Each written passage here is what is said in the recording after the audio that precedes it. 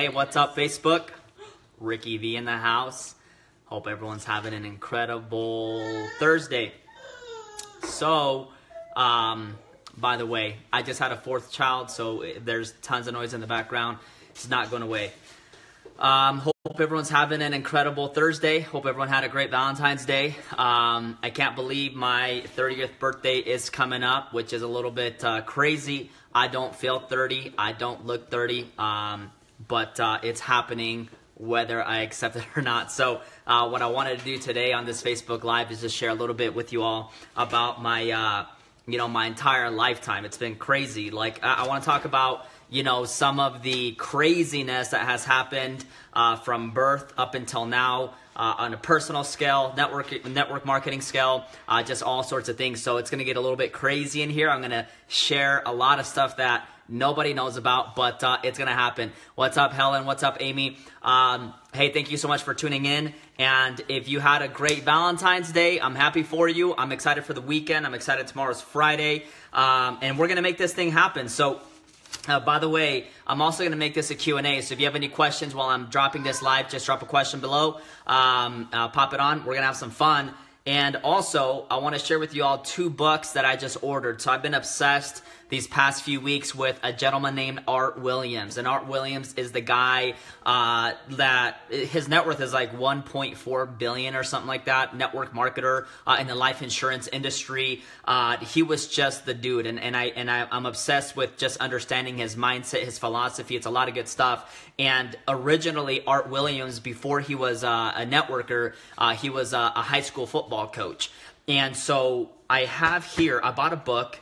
I didn't even know this was out there, but it's a book called Locker Room Notes. Okay, it's written by, it's this guy that was in every locker room session that they had. And after a certain amount of time of hearing Art Williams talk in the locker room, he started taking around a notebook and writing down everything the guy said. And ultimately, he turned it into a book. And it's literally like locker room notes. It's not like chapter 1, chapter 2. It's literally just full of like locker room notes, a lot of wisdom. But here's the crazy part. His mom got screwed over through life insurance when his dad passed away. Give me one sec. When his dad passed away, his mom got screwed over by insurance, by life insurance. And so what ended up happening was he got this determination to go after the life insurance industry. So he started his own life insurance company and took it to the top. It was one of the craziest things ever. And so then he wrote this book called Coach. Okay, and this book, Coach, this is where he talks about this is basically the story of Art Williams. So I'm really excited to dive into these 2 books. I just got it yesterday, so I'm fired up for it. What's up, Denise? What's up, Darla? What's up, Lizzie? How's everyone doing? Drop a 1 if you're having a great Thursday. Want to make sure you guys are all tuned in. We're gonna drop some fun stuff here. Thank you so much for taking the time to spend some time with me. I can't believe I'm gonna be 30 on February 19th. I'm a Pisces. If you're a Pisces, let me know. Represent the Pisces for sure. So we're gonna get this thing started. So let's talk about this first and foremost. What's up, Penelope? What's up, Robert? Good to see you on, man. Hey, I like to keep it real, as you guys know. So you guys may not know what I'm gonna drop tonight. It's gonna be a little bit crazy, but I want to share it with you all. And I was a little nervous to do this Facebook Live. I really didn't want to do it, but I was like, hey, you know what? We're just gonna make it happen. Let's do it. So first and foremost, something that most people do not know about me. I am originally from South America, Peru. I was born in Peru.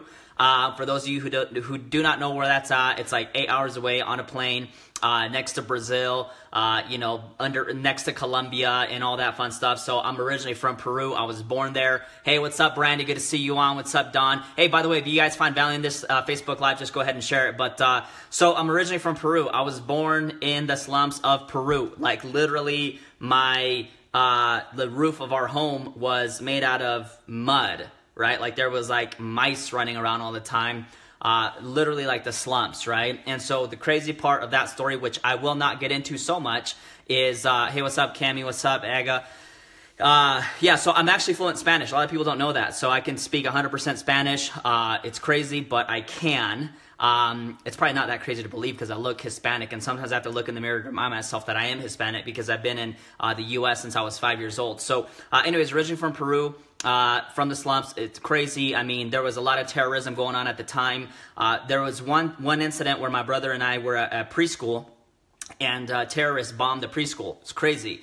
And so what ended up happening was at that point, my parents decided that it was time to make a shift into a different life. And so that's where they came, and they immigrated to the States when I was 5 years old. I was 5 years old at the time, came here to the States. It was the first time I've ever seen like these huge mountains. It was around the fall season, so like the mountains were orange here in Utah, different colors, you know, like yellow, orange. It was a little bit crazy. So that's the first thing. By the way, I got these notes written down so I don't miss anything. But so we came into the States, right? Now, my parents had nothing, right? So when we left Peru, they literally sold everything that they could possibly find. And I think it came out to like a couple $1,000. It wasn't anything. Now, keep in mind, my parents were in their late 20s at the time. Came over here to the States. Crazy part. Came over here to the States, didn't speak the language, didn't have a degree, didn't have any connections, didn't have anything. Literally, it was just like getting dropped off on a plane into a new country with your family, trying to figure out like, okay, what happens from here? Now, my father is a hustler. Like, I love him to death. He's like, I mean, that guy works so much. He's got this insane work ethic that I guess I just wouldn't know that you could work that hard unless...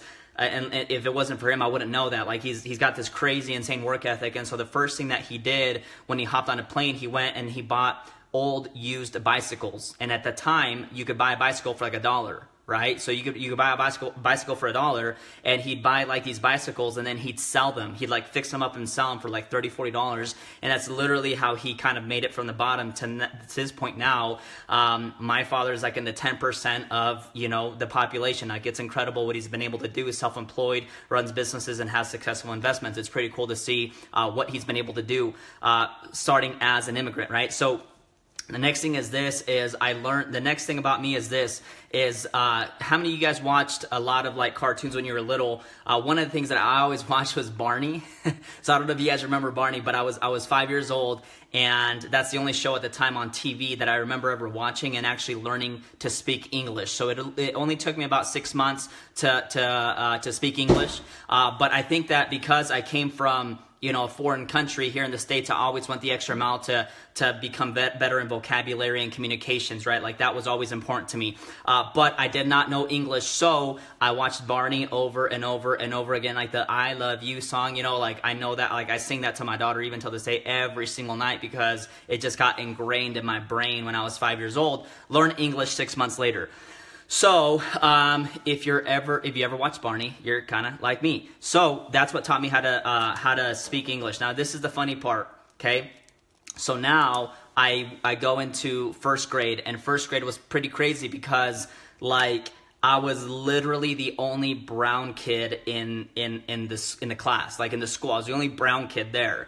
And to prove that I was the only brown kid there, I don't have it with me right now, but there was a newspaper that came out, a local newspaper that came out saying, oh, you know, we got immigrants coming now. Like, it was, because I was like the first brown kid in that school. I was one of the first brown kids in that town. So it was like weird to see an immigrant and someone that just didn't speak English just kind of chilling there, not really understanding what's going on in class. But like, it's just a lot of funny stuff that happened along the way. Okay, so now I'm going to get into some crazy stuff here. Like, this is a true story, and this is going to go down in the book that I write later on this year, because this is kind of like, this is where it should all turn into a movie. But yeah, I do teach my kids a little bit of Spanish here and there. I'm probably not as good as I should be, but I do my best. But you know, my kids understand everything happening. So here's the thing though. When I was 13 years old, okay, this is where life gets a little bit kind of interesting and takes a shift, and things really begin to change. I was 13 years old. It was about 6:30 in the morning. My brother and I are awake. My older brother and my father were about to eat breakfast. And we hear someone knocking on the door. Okay, now, like, who knocks on the door at 6:30 in the morning, right? It was like a school day. We were ready for school, right? It was my first year in junior high, and they knocked the door, and well, it was like more like of a pound. So my older brother starts to walk towards the living room. He looks through the blinds, and boom, guess what it is?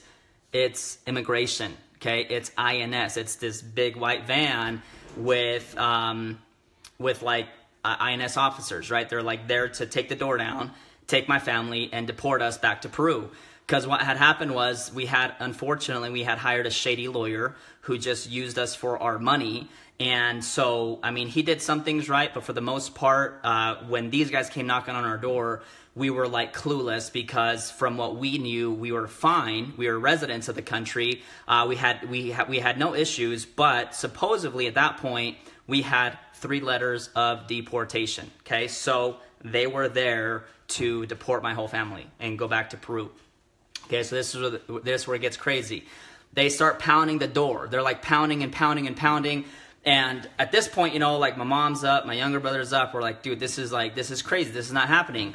So my father says, hey, you guys go down to the basement. Okay, just go into the laundry room. We had a big laundry room. Just hide down there. I'm going to open the door. So we get down there. Craziest part is like my father opens the door, and then boom, just like immigration officers, just boom, like, you know, take my dad down, like handcuff him. They go downstairs, and this is the crazy part. They go downstairs in the laundry room is my mom, my older brother, my younger brother, and there was this window. And I looked at the window, I looked at my mom, and I was like, we got to get out of here, because we could hear immigration just walking upstairs, coming down the stairs. So we opened the door. Like we literally opened the window, and we opened the window. Right as I'm climbing out of the window, I look back, and the immigration officers are walking inside. Okay, they're coming into the laundry room, and boom, like I take off. I'm in the backyard now, and these immigration officers are chasing me, and 13, I'm fast, right? So like I took off. I took off, and I outran them. And I just went over to a neighbor's house, knocked on their door, and I said, hey, let me in. You know, like I explained the situation real quick. They were really nice. They let me in. And this house was across the street from my house. And so I was looking out the window the whole time, as like literally immigration is bringing my family out, putting him in. Like, it's crazy, because when you look at the van that they put you in, it's like this cage. You just get in the cage, they shut the cage, they shut the van door, and boom, like they took my family away. So I'm sitting there like not knowing really what to do. Like there was a lot of craziness going on right at that time. There's a lot, like I just saw my family just get taken away. But there was this headquarters in Salt Lake City. So hey, what's up, Lindsay? So what ended up happening was I eventually got on the phone with immigration, and this is what they said. They said, hey, listen, we have your passports here. And you know, they're like, if you come turn yourself in, your passports right now they're expired. So we'll let your family go, until we get your passports, reactivated. And then you guys got to be on the first flight out to Peru. I said, cool. Go down immigration. My aunt drops me off there. And right when we're about to walk out with my family, the officer there says, hey, hold on, before you guys go, we need to keep one of you guys here as leverage, right? Now, of course, my father being who he is, he's like, hey, you know what? Like, take me. So they put my father in immigration jail. Okay, by the way, if you're tuning in, this happened on August 13th, so don't think like all this craziness is happening right now. Like, don't want you all calling immigration or anything, but, so what's up, Donna? What's up, Haley? What's up, Lindsay? So anyways, so they put my father in this immigration jail, right? And, well, it wasn't even immigration jail. It was like legit jail, like legit, like the cell, right? And they let my family, my wife, or my mom, my older brother, my younger brother came home. We had no idea what to do. Now, keep in mind, the craziest story about this whole thing was that one of the things that happened was when my father was in, I hate to call it jail because, you know, it kind of sounds bad, but the guy that he was there with, he said, you know what's crazy? Now, think about this, okay? He said this. He said, he's like, you are a good guy. This is what this criminal, right, in the cell was telling him. He's like, dude, you're a good guy. He's like, and you got a good family. You've done great things. You've never broken the law. You've always done best by the book, right? He's like, now me on the other hand, he was like, I'm a criminal, dude. He's like, I've done a lot of bad stuff. And he was like, but yet we're both in prison, right? And so he was like, so what does that really tell you about like fairness and equality and all those things? And it was just the biggest test of faith for my father, of course. But this whole process lasted about 21 days. During those 21 days, my parents always had they had just good connections, good friendships around here. they always had a good reputation. And so, I mean, this is where a lot of people came in. I mean, there were hundreds and hundreds and hundreds of letters that were just submitted to immigration saying to let these guys go. I mean, the news channels were sharing the story. The best lawyers were hired. All this stuff was going on. I mean, it was crazy. 21 days later, you know, they let us go, and we started over basically again, residency, and I literally became a U.S. citizen probably like 5-6 years ago. Anyway, so if you think it's easy, it's not that easy. It can take time. But what I'll tell you is we're here, and I'm happy to be here. So, okay, so that's a crazy thing. That's what happened to me at age 13. And that really kind of changed my mentality of life. I was like, man, I had this thought process of like, I want to run stuff when I'm older. Like, I want to own my own stuff. Like, I want to do my own thing. I want to have power. I want to have influence. Like, that's where like that mentality came from. Okay, so next thing that happened was not so good. Wasn't such a good story, but you know, I was 18 years old. I was naive. I was dumb. I got my girlfriend pregnant at the time, and I didn't get a chance to actually meet my child. No one knows this. I didn't get a chance to meet my child until about 3 years ago. She's incredible. She got adopted by an amazing family. Now we have a pretty cool relationship, so I'm grateful for that. But yeah, it is a crazy story, the whole immigration thing, lots of stuff happening. So that's my life till age 18, right? And now here's the thing, like in school, like I was never really good at school. But what happened was I wasn't good at school, so I didn't see a future in college. So I decided one day, oh, my daughter is 9 years old now, and she turns 10 in June. So it's crazy, but anyway, so I mean, I guess when you hear that kind of stuff, I'm like, well, dude, that kid should be 30. I don't feel 30 though. So anyways, it was kind of sad, that whole story. But one day I'm scrolling on Facebook, I saw a picture of her, and I was like, that girl looks like me. Reached out to the birth parents. They were really cool, incredible people. Like, I couldn't have asked for better. Anyway, so now we have a good relationship. It's awesome. She's incredible, and she looks exactly like my mom. It's crazy. So next thing, okay, I'm not good at school at that. I'm like 18 years old, and I'm a little worried because I'm like, I don't see a future in college. I was like, so I have to do something different. So, okay, this is how not that smart I was. So I graduated high school, and I was like, okay, I'm gonna be a rapper, okay? And so I always loved hip hop, and one of my favorite hip hop artists was Eminem. And so I was like, you know what, like, I want to do that. Like, I want to have that lifestyle, right? And so, so I decided to become a rapper, and I was actually pretty dang good. I'm not going to rap for you guys ever, but I was really dang good. Like, I was really, really good. I still am good. And those are one of like the little private things that I do whenever I travel, whenever I go do events. If I'm driving in the car, I'm, you know, putting on a jam, and I'm maybe freestyling, throwing some rhymes or whatever it is. But like, I enjoy that kind of stuff. It's something I do a lot with my daughter, actually, my 4-year-old daughter. Whenever we're driving together, I'll just put on a jam, and, you know, I'll start just jamming out with her. And it's a lot of fun. We have a lot of fun. But I wanted to become a rapper, so I had no money, but it was my birthday around that time, and so I got some birthday money, and I went and I bought this this like studio little thing. And so I put it in my bedroom in the closet, and I bought this microphone, and then I downloaded this program called Fruity Loops. And Fruity Loops is a program on the computer that you can start making beats. And so I started to make my own beats, and I started to just kind of rhyme and do my own songs, and I started recording them, and I started giving out like mixtapes and stuff like that. It all ended with like this, I ended up doing this concert. There was like, I think there was like 300 people at the concert. It was here locally, here in Utah. A lot of fun. And then, maybe for another, I'm not gonna rap ever.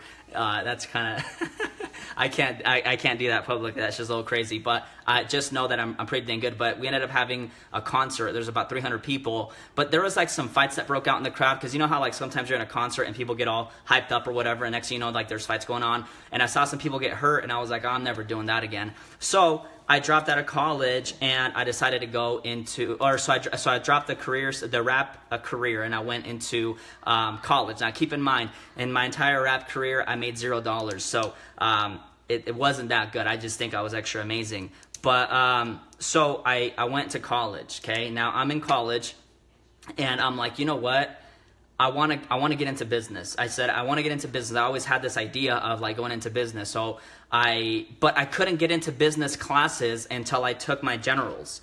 And for those of you that dislike generals, like drop a 2. I think it's the biggest freaking scam out there where you have to take these classes just because, and then you get into your career. Like that didn't make sense for me to go to school for 2 years to take these required classes just so that I could do business. And so what ended up happening was I took the easiest classes, right? I took like art, right? Physical education, whatever, all those little classes. And guess what happened?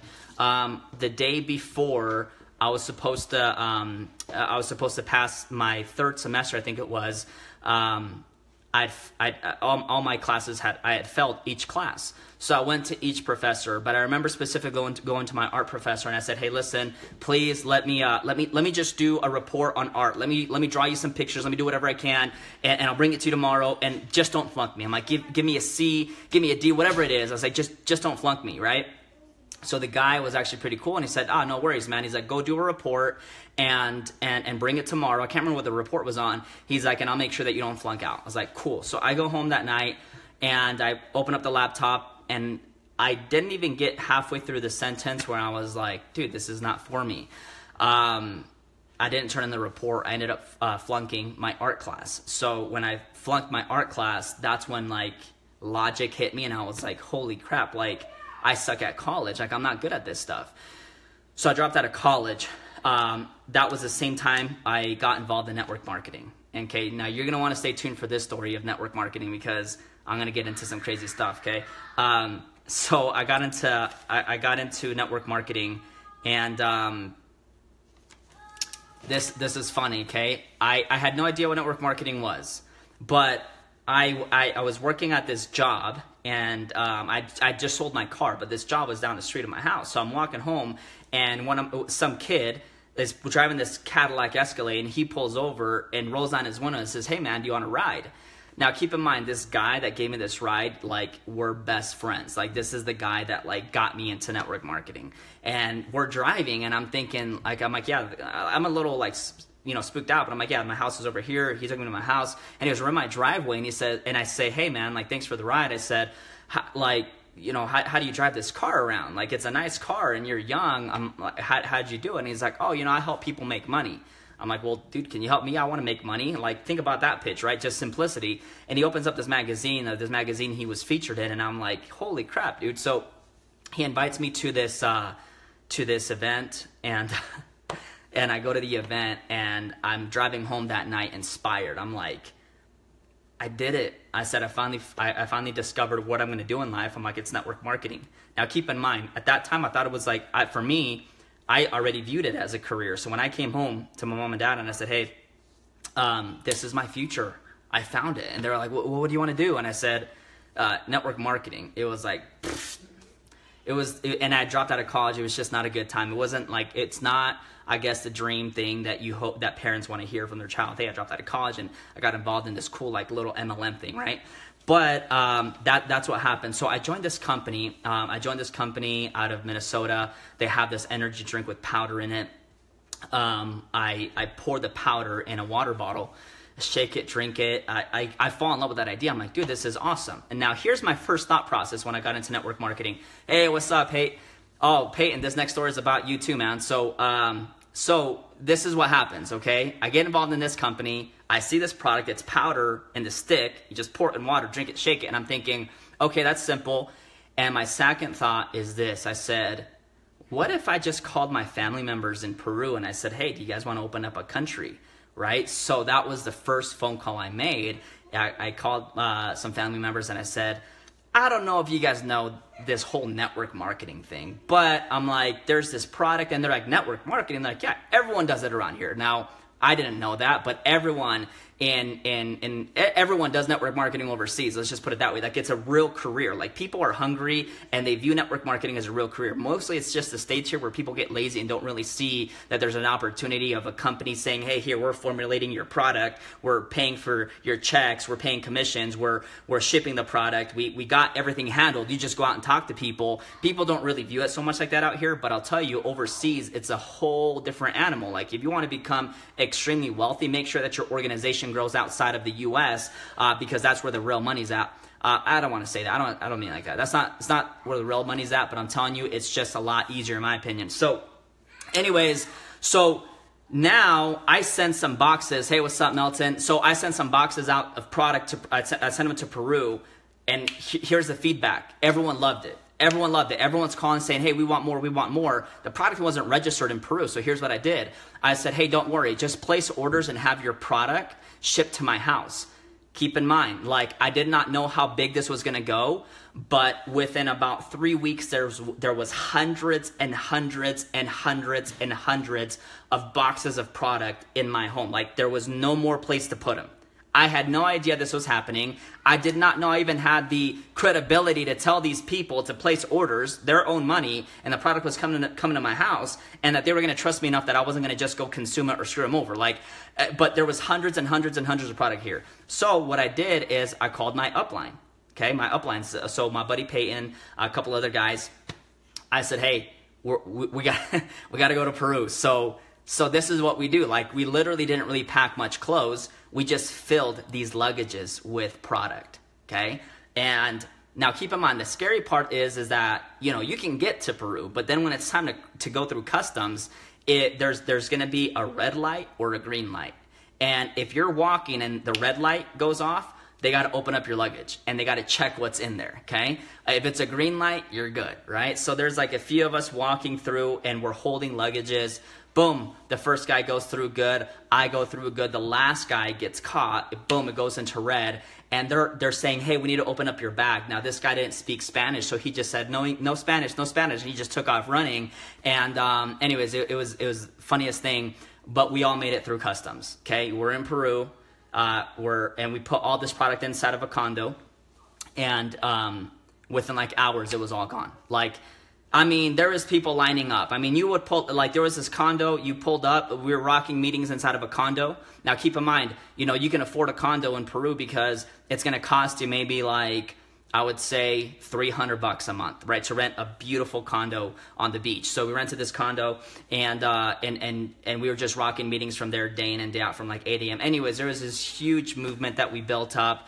And I learned two things in that company. Number one, if, you know, they're a brand new company, chances are they may not make it, right? And number two is you got to make sure you got one hell of an upline, because one day, the master distributor decides to have a little meeting at his house, and he takes his whole, and he says, hey, I'm going into a new company. So he takes his whole team and flips them into a company. Now I'm left with that downline, right? Because the whole time, what you're taught network marketing is what? You gotta go and edify your upline. Oh, this is my upline. Like, he's a good leader and she's a phenomenal, they've been in the industry for 20, yeah, I don't do that anymore. I'm like, hey, this is my buddy, but I'm the deal, dude. Like, you got to work with me. This is just my buddy, so you can share some experiences, right? Like, I don't do the whole, like, edify. I will not edify. I don't care how cool you think you are, but I'm not edifying you. Because I learned early on, I'm like, dude, these guys, like, because I edified them so well, when it was time to flip them into a new deal, like, everybody went. And I'm like, I'm not doing that. That's not cool. So, I lost my team. And at that point, I said, you know what? If a new company doesn't work, I'm going to go and enroll in an old company. So I enrolled in an old company. I didn't want to stay in that company anymore. My team was gone. The people in Peru felt like they got screwed over. Everyone went to a new deal, and I was like, man, this is stupid. I'm like, I don't even want to do international business anymore. So I joined this other company. It's an older company. I met two guys that just changed my life. These guys were making big money, and they were in this older company. They had good philosophies on life and business, and these guys are the guys that taught me personal growth and development. They taught me law of attraction. They taught me mindset and positive attitude. So I started working with these guys, and the very first thing that they started telling me to do was that I had to work on my mindset, because they're like, dude, your programming is messed up. You know, you get your girlfriend pregnant when you're like 18 years old. You ran from immigration when you were 13 years old. Your last company got screwed over, and they're like, you need to work on yourself to boost your confidence and have the belief so that you can go out there and build a business.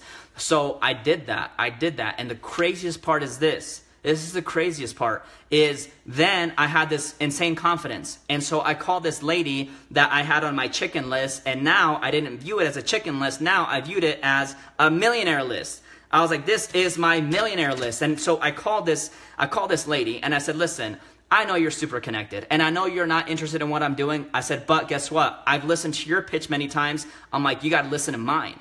So I pitched her. She was all fired up, and she's like, well, I'm only excited because even though I'm not interested, I know some guy that may be interested, and you guys are open in a country that we're not. I'm like, what country is that? She's like, Korea. I was like, cool. So she introduced me to this guy. We get on the phone with this guy. Next thing you know, there's like 6,000 Koreans like placing orders. It was like the craziest thing, right? That was my first experience on understanding that like it's never about who you know, it's about who they know. It's never about the people that are already in your network. It's about the people that are inside of their networks that are not yet in the business. And so the team grew fast. I was 24 years of age. I hopped on a plane, went out to Korea. It was like the weirdest thing on planet. I just get dropped off in Korea and I'm walking around with luggages and I don't even know where the heck I'm going. I couldn't find my hotel. Anyways, I finally got to my hotel around 1 in the morning in Korea. And the next day, I'm like, okay, I guess it's time for the event. So I go down to the corporate office. I was not expecting this, right? I go to the corporate office. I thought I was just going to go. So I go to the corporate office, get into the elevator, you know, go to the top, and the elevator's door open. And as soon as they open, like, I just hear all this clapping, like all these Koreans, like, you know, just clapping for me. And I'm like, what is going on? Like, I didn't but they were so appreciative. Let me tell you why they were so appreciative. Because it was an opportunity that I gave them. Like, I'm telling you, only here in the States is where people are like, oh, nah, man, like, I think it's, no, like over in the state, overseas, it's like when you give someone an opportunity, it's like, my gosh, dude, like you gave me something that could change my life. And so these people are clapping and I'm like, and everyone is taking turns giving a little speech about why they're so honored to work with me. And I'm like this 24-year-old kid, I'm naive. I didn't know what the heck was going on. But I was excited. There was all these Koreans and, you know, then there's this guy next to me. His name was Daniel and he was just translating everything. And I was just rocking these trainings. We were just enrolling people. And there ended up being like a couple millionaires that broke out of that organization. But let me tell you guys something that I've said from day one, and that was my 3 feet from gold. I was not excited about the income that I was making based on the volume that I was producing, right? And I got greedy. I got kind of like, hey, you know what? I should get paid more.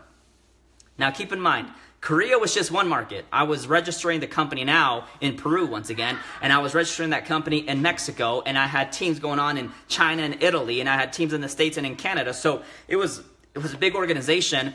And I decided to be dumb, and I decided to say, hey, if you guys can't pay me more, I don't think your comp plan's that good. If you guys can't pay me more, I'm going to resign. And they said, okay, if you got to resign, you got to resign. So I did the stupid thing, and I let arrogance get in my way. So I typed this beautiful email basically saying, hey, screw off, I resign. And I left, and from one day to the other, boom, everything was gone, zero. Now, that wasn't cool of me, and if I would still be in that position right now, I'd be making 6 figures a week, no doubt. But hey, you know what? You learn. So, anyways, that was the next story. Okay, the next story is this that I'll tell you all, and then I'm gonna wrap it up here. I don't want to be too long, but hey, if you're still on watching with me, drop a 3 below. I want to know that you're here with me. And if you are watching the replay later on, drop a 4. If you find it, I don't even know why you find value in this. I'm just kind of sharing my experiences because I turn 30 next year, or it's 30 next month on the 19th. So you might want to write that special date down. So yeah, so that was kind of part of the whole history of like part of network marketing. Now, here's the thing.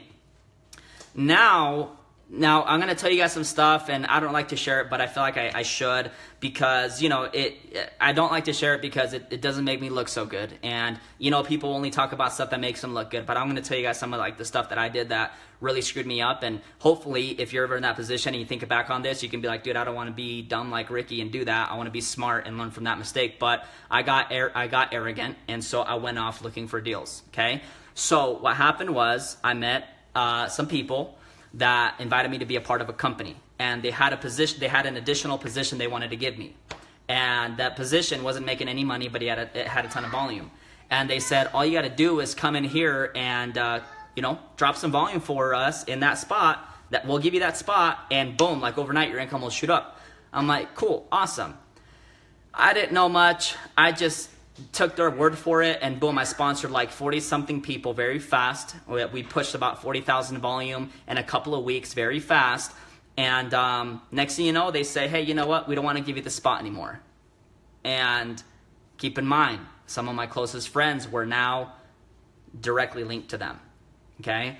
And what I learned was, number one, if you're ever gonna do a deal, I'm not gonna encourage you to do one, but if you ever do a deal, make sure that it's written in contract and notarized by a freaking attorney, because otherwise you're gonna end up getting screwed over, because someone can say, hey, this spot's not making much money, so I'll just let you have it. And then the moment that spot's making like 6 figures a month, trust me, people are like, well, now, I think we should split it. And make sure you put that stuff in writing, get it notarized by a freaking lawyer. Otherwise, next thing you know, you're left without nothing. Now I had nothing. I had no downline now. I wasn't making any money anymore. And I had 41 people I had personally sponsored directly to those guys that now they were going to make a fortune on, right? And they still have that spot to this day. But, it's just one of those things that I learned, and I got burnt out. I got burnt out of the industry, and I said, you know what? I'm out. Screw this. I had saved up a little bit of money, so I walked away from the industry. I said, you know what? I'm just going to relax. I'm going to chill.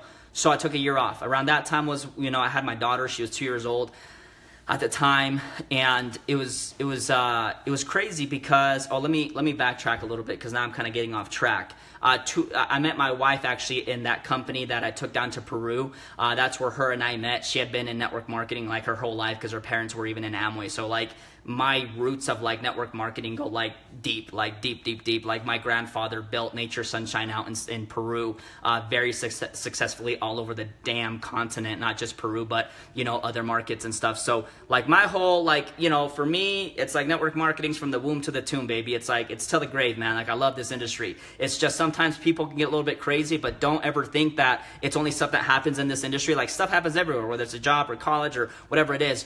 But anyway, so now I'm burnt out of the industry. I have a 2-year-old daughter that I'm like, you know what? I'm just going to hang out with her now.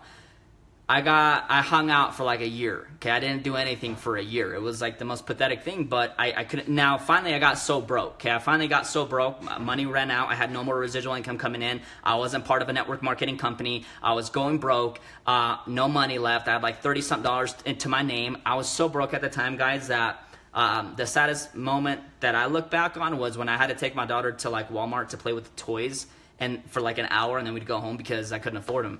So that's when I was like, you know what? I'm good at sales. I don't want to get back into network marketing. I'm going to go get me a job. So I got a job as a sales guy.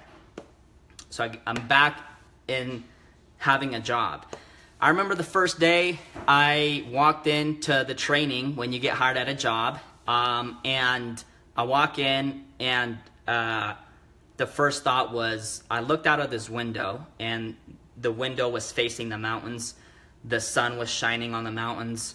I look out and I was like, I want to be out there. I said, I want to be free. I don't want to be here. So that was like, you know what? I got to make a decision. I joined a network marketing company that week. That was 2 years ago. That was end of 2015, beginning of 2016. And I decided to flip the lights on and start going. And it didn't take me more than about 4 or 5 weeks before my income in my network marketing company was like 4 or 5 times bigger per week than this job was making me per month. But I was so here's the crazy part. Let me tell you guys something about posture, okay? When you really need something to happen, when you really when you have this feeling of like, oh my gosh, I need to recruit this person, you're never going to recruit them because you have no posture, right? Like when you need something, it's when that stuff just runs from you, man. Like I'll tell you, like you go out and say, oh man, I need to recruit this person, and you're calling them day in and day out. They're like, they're just never going to join you. They're going to be like, dude, why are you even calling me, right? But the moment you have this posture about you where you just don't really care, like you don't care about the outcome, you're just doing the activity, things begin to happen. So this is what began to happen was I had this job. It was a sales job. I was working from like 9 to like 8 sometimes. And I was #1 salesman. Keep that in mind. And so that I don't know why it was just natural to me. So I was just working that job. But whenever I hopped off of a sales call, I'd run out into the hallway and I'd make a call to share my product or my business with a prospect. or I would run out to the hall to do a three-way call. There were times where I'd do a three-way call, run back into work, put my headset on, and start dialing more because I was at this, cubicle. I was like, I was working this job.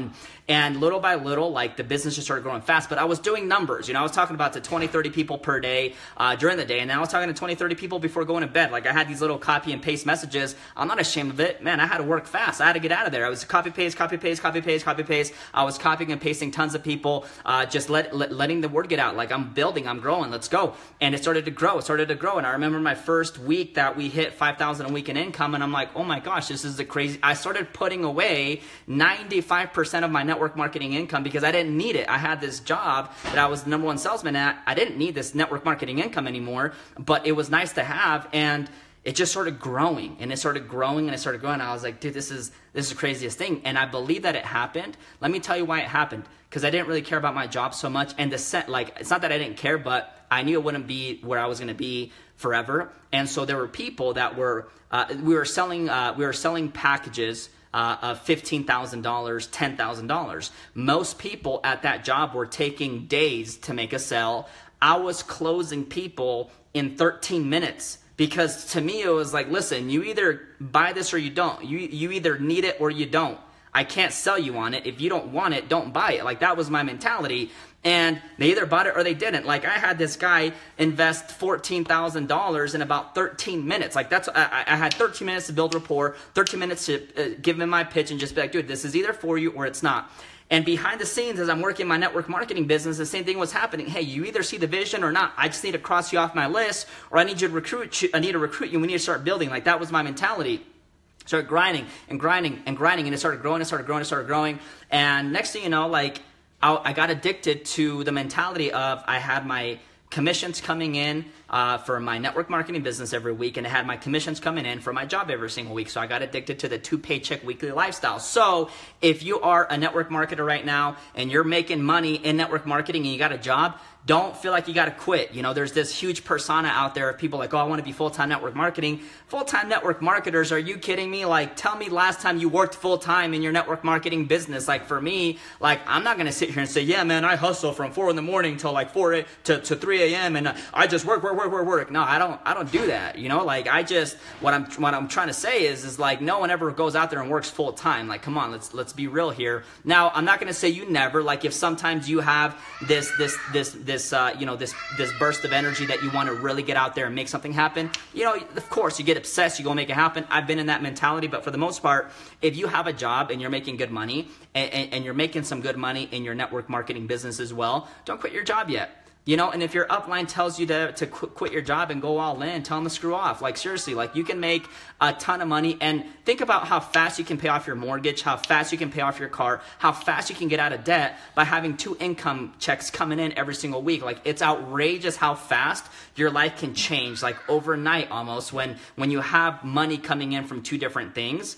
And so anyways, 6 months into my job, and at this time, I had to negotiate with the CEO of the company to be like, hey, man, I'm making more money outside of network marketing, and so I'm kind of losing money here. So I said, because you were forced to work full-time there, basically. Not forced, but like, it was a full-time gig. Like, if you wanted to be treated as a real salesman in that company, like, you had to work full-time. And I love that company, but that was just a reality. So I said I could only work 15 hours a week. The last week I was there, I think I worked like 11 hours, and I think I sold a total of like $40,000 worth of programs. Like, it was crazy, right? But it was just this mentality I had.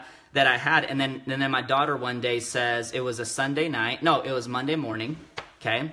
Back to the grind, getting ready for work, and my daughter says, hey, I don't want you to go back to work. I want to have a tea party. And I said, okay, cool. So I called my job and I quit that day, and I became a full-time network marketer at that point. So anyways, that's kind of towards the end of it. But anyways, you all, I also wanted to make this a Q&A. If anyone has any questions about how to build your network marketing business, or any questions about how to do both at one time, or any questions about how to register and license products in other countries, just let me know. Drop a comment below. I'm more than happy to help. But that's a little bit about my history in network marketing, my personal life from basically birth until now. I'm going to turn 30 February 19th, so mark that date on your calendar.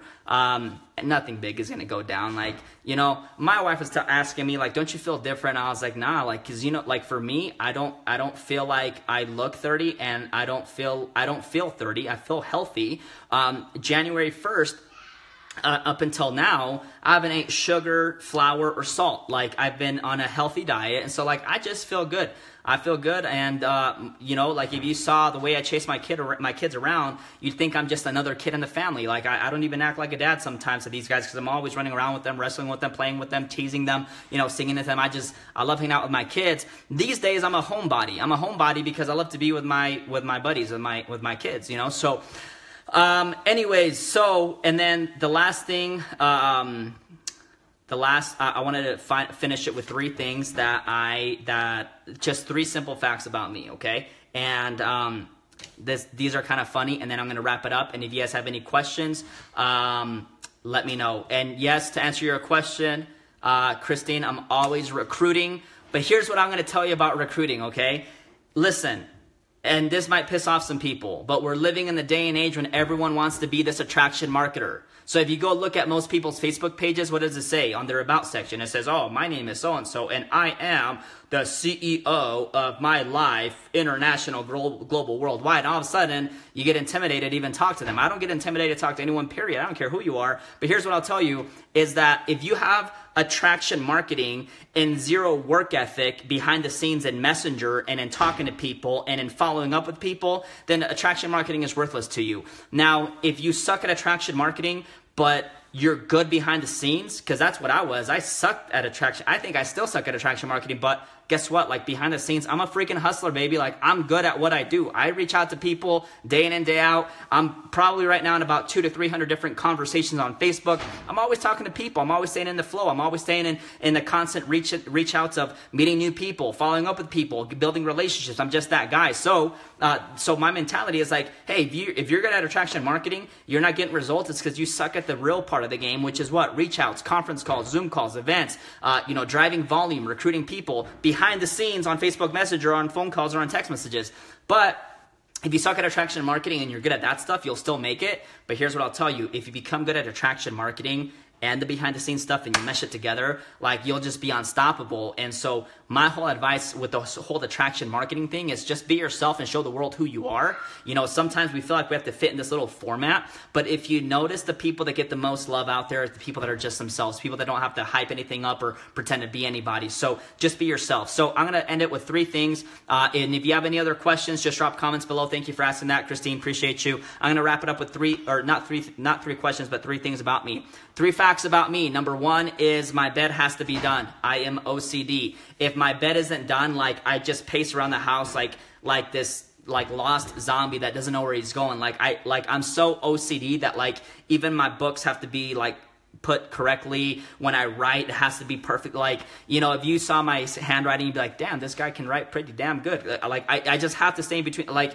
it's just weird, but I'm very OCD like that. I hate to see like dishes in the sink. So I just hate dirtiness is what I'm saying. Like I hate dirtiness. It just pisses me off. And so when you wake up in the morning, it's like the number one thing that you got to get done. And for me, is like the bed. Otherwise, I literally cannot function. Like I can be in another room and my brain will still be thinking like, crap, my bed isn't done yet. And it just drives me crazy. The next thing, which I kind of mentioned, I'm a clean freak. I like to keep a clean house. Like I love a clean house. I don't know why you'd like a messy one, but maybe sometimes I'm a little overboard. And the last thing is this, is I've never broken a bone and I've never sprained an ankle. And now I've done some crazy stuff in my past. Actually, I didn't even mention this, but when I was 11 years old, I was really dang good at inline skating, like the rollerblading, like where you grind on poles and stuff. Like I could do back flips, front flips. I used to go to the half pipes and stuff. I was very young and I was good at that stuff. And And even then, I was always like the risk taker. I was always like going for the first flip, going for the first like it was always just I love to take risks. And so what happened was throughout all that stuff, through growing up, sneaking out of the house, or going and camping, doing all that crazy stuff that people do. Like, I've never broken a bone, I've never sprained an ankle. I'm still intact, every part of my body. So that's pretty cool. So anyways, I'm gonna wrap it up there. Can't go to bed if washing up not done. So anyways, y'all, if you have any questions, drop them below. Even if you're watching the replay, would love to get out with you guys. But hey, I'm turning 30 February 19th. It's going to be massive. I'm excited, and it'll just be the next decade of my life, and I'm fired up to even make it better, because you know what they say, it's like wisdom only comes with age, and I'm far from wise. But I'll tell you what, like, now that I understand like business, now that I understand network marketing, like, everything teaches you something, right? Like, you learn something along the way all the time. Like, you can be like, I look back and I can look inside of like every network marketing company that I've been a part of. Now, I haven't been a part of like hundreds, but I've been a part of several network marketing companies, and I'm really proud to say that. And here's why. It's because you learn something along the way in everything that you do. Like, my first company taught me, dude, pick a better upline, right? Like, that's really what I thought. Like, ever since then, like, I just don't mess around. Like, you got to pick the right people. You got to bet on the right people. There's only very few people in this industry that I would allow them to sponsor me because I just know their hearts. And it's like, if you're not that heart-driven person, it's going to be very hard to make it. You need that hustler. You know what I mean? Like, here's what you get with me. Like, if I recruit you, like, I'll do whatever it takes for you. I'll put money into your organization. I'll stay up late for you. I'll wake up early for you. Like, I do whatever I want. But what I'm saying is, like, you got to make sure that you go with people that know what they're doing. Now, I'm not saying don't listen to a rookie, because you know what? I was a rookie. And let me tell you something. I once reached out to this lady, and this was when I was like 22 years old, and she's like, listen, man, she's like, I've made a lot of money in this industry. I would never allow you to sponsor me because you've never made money like me, right? And that was a big driving factor for me, because I reached back out to her years later, and I was like, well, here, look at this now. Like, I bet my team's bigger than yours now. You know what I mean? So it's like, it was a driving factor for me. But at 21, I learned something like that, right? When I was 24, I learned about this personal development thing. I learned about mindset. I learned about how to attract people into your life. I learned about influence. I've been through companies going up and companies going down. I've been through teams leaving. I've been through teams just falling apart. It's just like, it just happens. It's just part of business. And like, you can't get too emotionally attached to that sometimes. But what I'll tell you something is this, like, something that you can never go wrong with, and this is what I believe is like two things. Number one is having a mission in your life. Like, that's like, when you go on a mission on something, here's the thing, right? Like this guy, Art Williams. I was telling people earlier on this Facebook Live that there's this guy, Art Williams. Okay, I bought his book. It's called Locker Room Notes. But this guy, when his dad died, the life insurance company that his mom and dad were signed up with screwed them over and left them broke. And so he went on a mission, right? He went on a mission to take every life insurance company out of business. So he started his own life insurance company. This guy is worth like 1.4 billion. Okay, like, this guy is the real deal. He went on a mission. It wasn't so much about money. To him was like, I'm gonna go tackle each and every freaking life insurance company. I'm gonna take them out of business because I know how shitty their product is, and I know I can come up with one better. So he went after that, and that was his mission. When you take a look at Mark Hughes, the owner of Herbalife, by the way, I'm not with Herbalife, but Mark Hughes is someone that I study endlessly on YouTube. And his mom was wanting to lose weight, and so she started getting on all these pills. She started to see all these physicians and diet experts, and they started feeding her pills. She got addicted to the diet pills, and she started taking so many that one day she overdosed on the diet pills, and she died. And so Mark Hughes decided that there should be a better way to help people lose weight. So he was like 19 years old, 20 years old, and he flew out to China, and he started putting these herbs together, and that's what he eventually called Herbalife. And I think before he was 30, he was a billionaire already, because that was his driving factor, is helping people lose weight, but in a very safe and healthy way, so that people wouldn't have to suffer and die like his mom did. And so when you make things about like a mission, like when you're mission driven, like nothing gets in your way. When you're mission driven, if people quit your business, it doesn't matter to you. When you're mission driven and your commission isn't that big dig for the week, you're still on a mission. And when you're on this mission, you go out there and you break records. So make your life about a mission. Like, what do you want to represent? So I think that's number one. And then number two is you can never bet wrong on yourself if you continue to invest money into yourself. Like, so I'm always reading books, right? I'm always listening to audios. Like, I get really addicted to that kind of stuff. Like, I'll go onto YouTube and I tell my wife all the time, you know, if it's like 10 at night, I tell her, hey, I'm gonna be on YouTube. I'm gonna get online and watch some videos real quick, and I'll be there in a minute. Like, that basically turns into like 4 in the morning because I get so like consumed by these videos, like these billionaires. Like, I was watching a billionaire's video today, and he was saying if you want to break records in any industry, then you got to do it different, and success will follow you like a shadow. Like, that was my thought. That was the one-liner today that I heard, right? And Art Williams, he talks about if you want to go from the bottom to the top, all you got to do is recruit some more people. Like, so there's all these things that you start to consume your brain with. And so sometimes people are like, dude, how do you come up with this stuff? And how did you learn, or this and that? I'm like, dude, I seeked the knowledge. Like, no one ever came to me and said, hey, dude, you got to go out and I bought you this book. Like, I just did it all on my own. I mean, I don't take all the credit for myself, but in terms of like growing me, like, I seeked this information. Like, that was all me wanting to just better myself. So you can never bet on going on just on a pure mission to go out there and break records, and you can never go wrong with investing in yourself. You can never go wrong in growing yourself and going to the seminars and listening to the audios. And like, I'm a YouTube junkie, so I have YouTube Red. I love YouTube Red because you can watch YouTube videos and put them into different playlists, and I'm always just bombarding my brain with different things. And so this year for 2018, I said, you know what? I'm going to break so many damn records this year. And the only way I could figure out how I was going to do that was simply by making sure that I took myself to the next level. So I said, you know what, this year I'm going to go on a crazy diet. Not so much a diet, but I said I'm going to go into something where I'm not going to have a cheat meal for the year. Right? It's been 46 days, I believe. No cheat meal. I don't want a cheat meal this year. Like, people are like, oh, dude, you're on a diet. You're losing weight. I've lost like 18 pounds. Or like, you know, so when can you have a cheat meal? How about a cheat meal on your birthday? I'm like, no, dude, like, it's not happening. Like, I'm like, for the year, I'm going to challenge my mind to see if I can discipline myself enough to not have a cheat meal this year. Like, that's me. Like, I'm growing me. Okay, I'm also committing to reading about 50 books this year. I'm committing to just immersing my brain with 3 to 4 hours of like positive YouTube every single day. I'm just going to that next level in life, financially, physically, mentally, spiritually, on every level. And the only way you take yourself to a next level is by making yourself become a bigger person. So get out there and work on yourself and make it happen. So anyways, this Facebook Live was extremely long, but appreciate you all. And if you're watching the replay, would love to hear some feedback. If you have some questions, drop them in the comments. I'd love to do a Q&A with you all. And with that, everyone, thank you so much for plugging in. And hey, it's my birthday, February 19th. I'm fired up. If you're a Pisces, let me know. We got to jam out. Take care.